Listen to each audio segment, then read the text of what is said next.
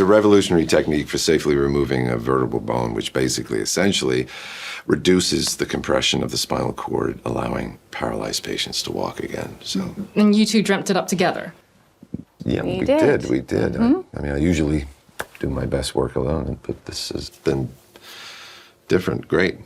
Different. But great. Who's the real brains behind this partnership? Whoa, well, I think you ought to answer that question. That's self-preservation, if nothing else. I mean, look, I think we make a great team.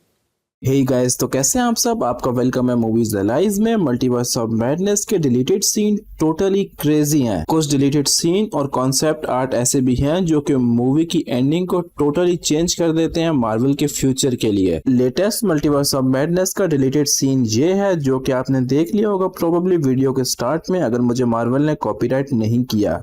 ये scene है Wanda का कमरताज से, जहाँ पे Wanda जाती है sorcerers को मारने के लिए आर रेटेड मूवी की तरह। इस सीन में वांडा सॉर्सरर्स की जो गर्दन है उसको काटती भी है और साथ साथ उनके सर को उड़ा भी देती है उनकी बॉडीज से। इवन वांडा डेड बॉडीज का यूज करती है दूसरे सॉर्सरर्स को मारने के लिए भी। वांडा सर के बगैर सॉर्सरर का लिटरली यूज करती है बाकी सॉर्सरर्स के साथ हैंड फाइट करने के लिए, जो कि टोटली ऑसम और क्रेजी है और मे भी मूवी में होना चाहिए था। लेकिन डिज्नी क्योंकि आर रेटेड मूवीज नहीं बनाता इसलिए इस सीन को नहीं रखा गया और ना ही शूट किया गया फाइनल मूवी के लिए। इवन वांडा यहाँ पे एक सॉर्सरर को मारती है बिल्कुल विकना की तरह। जी हाँ गाइस, वही स्ट्रेंजर थिंग्स का मैक्सीन वाला विकना।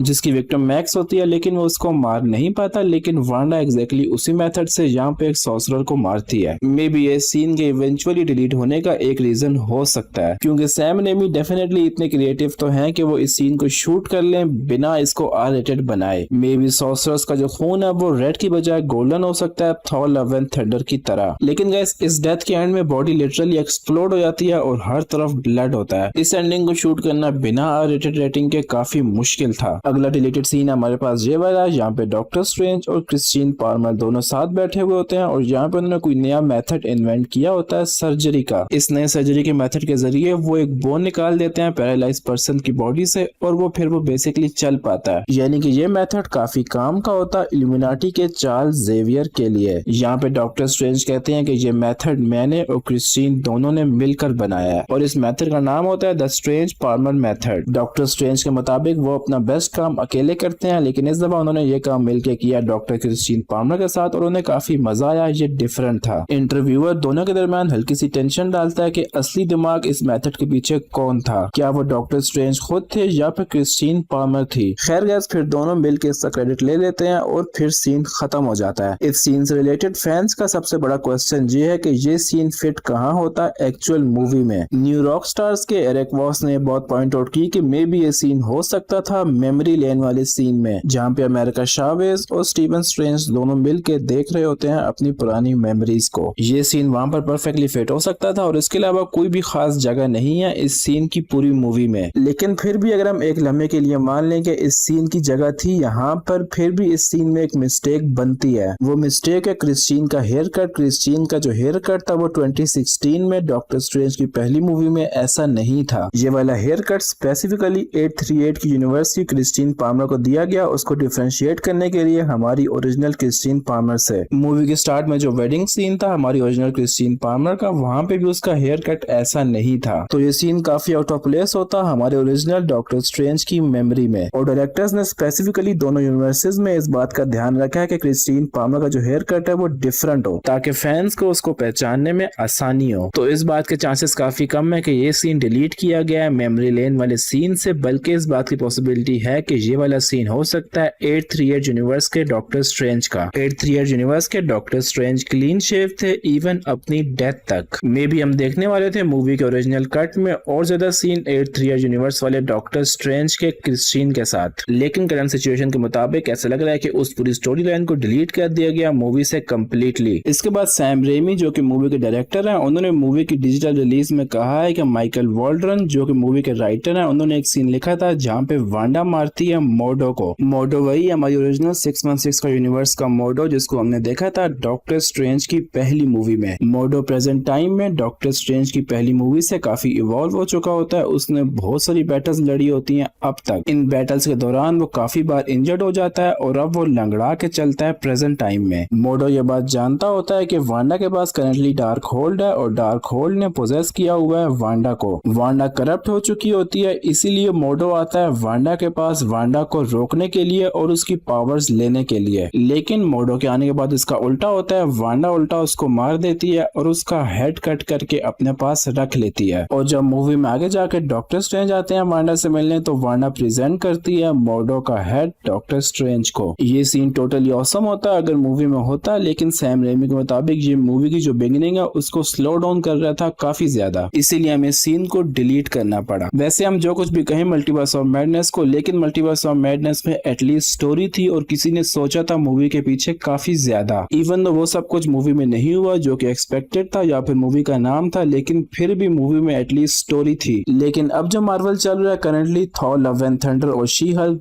दोनों टोटली वेस्ट ऑफ मनी है। उनमें कोई स्टोरी नहीं थी, सिर्फ टेरेबल सीजीआई थी। और शी हल्क तो टोटली देखकर ऐसा लग रहा है कि उसको किसी यूट्यूबर ने लिखा है। डेयरडेविल का थंबनेल लगा के हम एक्सपेक्ट कर रहे हैं कि डेयरडेविल भी शो में कभी ना कभी अपीयर होगा, लेकिन वो अपीयर नहीं हो रहा। अब ऐसा लग रहा है कि डेयरडेविल का सिर्फ 5 मिनट का सीन होने वाला है पूरे के पूरे शो में, और उसको ट्रेलर्स में ऐसे दिखाया गया था कि डेयरडेविल मेन पार्ट होने वाला है शो का। खैर वापस आते हैं अपने डिलीटेड सीन पर। ये सीन डेफिनेटली अगर मल्टीवर्स ऑफ मैडनेस की स्टार्टिंग में नहीं हो सकता था तो एटलीस्ट ये हो सकता था स्पाइडरमैन नो वे होम के पोस्ट क्रेडिट सीन में। और ये टोटली एक बाप सीन होता जहाँ पे वांडा मोडो का हेड पेश करती है डॉक्टर स्ट्रेंज के सामने स्पाइडरमैन नो वे होम के पोस्ट क्रेडिट सीन में। लेकिन अब मार्वल गुड ओल्ड मार्वल नहीं रहा, मार्वल ज्यादा मेहनत नहीं करता पोस्ट क्रेडिट सीन्स पर। अब मल्टीवर्स ऑफ मैडनेस का पोस्ट क्रेडिट सीन टोटली मजाक था और स्पाइडरमैन नो वे होम के पोस्ट क्रेडिट सीन में दिखाया गया था ट्रेलर, जो कि एनीवेज मार्वल ने लॉन्च कर देना है यूट्यूब पर। ये गाइस टोटली डेडपूल के मुताबिक लेजी राइटिंग है और हमारा मार्वल ऐसा नहीं था। फेज 4 और फेज 5 में मार्वल अच्छी स्टोरी लाइन्स लिखने के बजाय टोटली मोनेटाइज करना चाह रहा है कैमियोस को और फैन डिमांड्स को। स्पाइडरमैन नो वे होम फैन सर्विस थी, multiverse of madness fan service थी, हॉकाई फैन सर्विस थी,